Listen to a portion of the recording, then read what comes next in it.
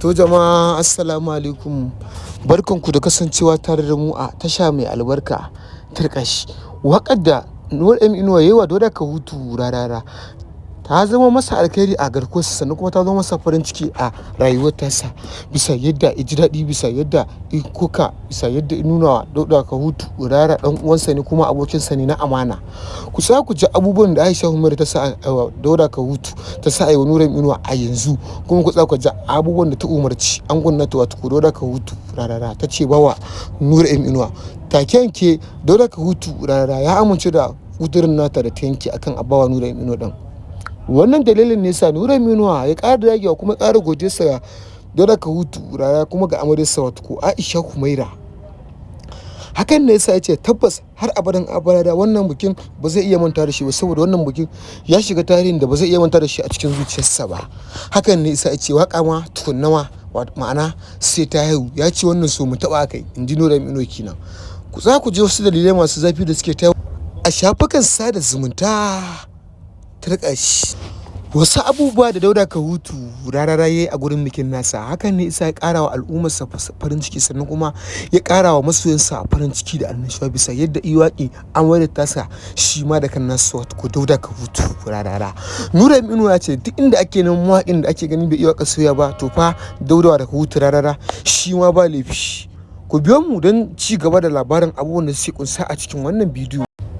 To mai saurare, idan yanzu ka shigo tasha mai albarka, ku ci gaba da yi mana subscribing, kana ku danna mana alamar ƙararrawa da zarar mun ɗora, domin tashar Arewa Blog TV mai albarka tamu ce kuma taku ci. Duk mutumin da yake kasancewa tare a tashar Arewa Blog TV ya san tasha ce wacce take kawo gaskiya, ba ta kawo shaci faɗi, sannan kuma ba ta kawo zancen jita-jita. Hakan ne sa ta samu lambar yabo a gurin manya-manyan hadimai da jarumai masu faɗa aji a faɗin al'umma baki ɗaya. Wannan dalilin ne sa tasha mai albarka suka samu lambar yabo, kuma aka jinjina musu bisa yadda suke ɗora gaskiya saboda gaskiya.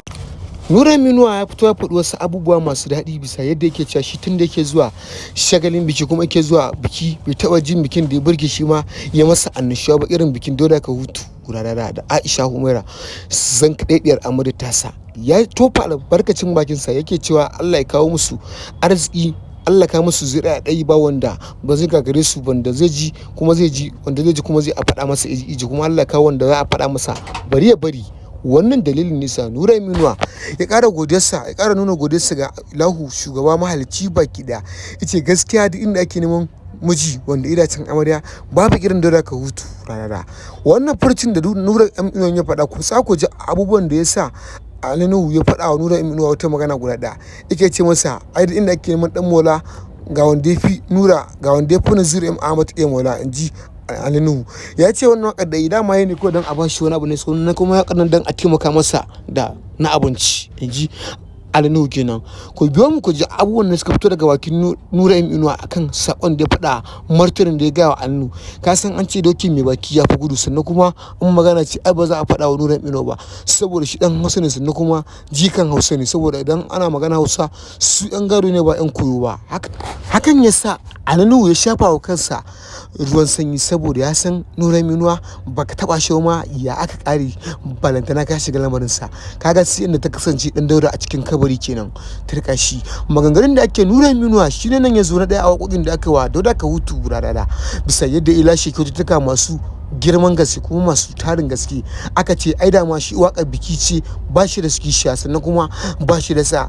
A kwanakin baya an faɗa, kuma a yanzu gashi an ƙara faɗa, an ce shi da man waƙar aure ce, duk wani mawaƙi to fa shi babansa ne in dai ta wannan ɓangaren ne, dole sai ka haƙura in dai fannin waƙar aure ce. Hakan ne yasa Nura inuwa samar shekara 20 ko a ce shekara 17 yake lashe kyaututtuka daban-daban in daga ce za a yi waƙar amarya da ango, saboda shi ba sa'an yaro bane ba, sannan kuma shi ba mawaƙi bane ba zai buga shi da shi a gurin waƙar aure. Wannan dalilin ne yasa Nura inuwa ya ɗaga mu ya gode wa ubangijin da ya halice sa, kuma ya basa basirar iya waƙar da har ake jin waƙarsa tana iya finta kowa daɗi. Hakan ne yasa ya ce babu abin da zai ce da auren nan Aisha Humaira da Dauda ka hutu rara sai dai fatan alkhairi kawai.